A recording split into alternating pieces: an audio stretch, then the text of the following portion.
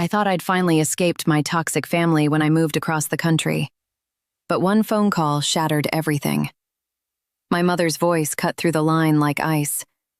"You have 48 hours to get your belongings out of the house. It's your sister's now."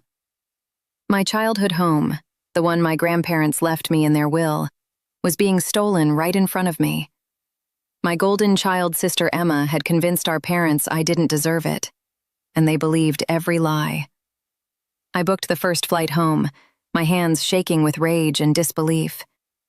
When I arrived, Emma was already redecorating my bedroom, smirking like she'd won the lottery. "You were never coming back anyway," she said, not even looking up. I wanted to scream, but I had a better plan. I quietly packed my things while documenting everything. Every text message, every voicemail, every piece of evidence showing the house was legally mine. My parents watched with satisfied smiles, thinking they'd finally put me in my place. But I wasn't the naive kid they used to control anymore. The next morning, I contacted a lawyer with all the documentation. Turns out my grandparents' will was ironclad, and my parents had zero legal right to give away my property. Within hours, I had a court order.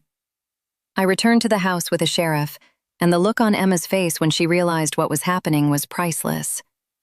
My mother started yelling about family loyalty, about how ungrateful I was, but the law didn't care about her manipulation tactics.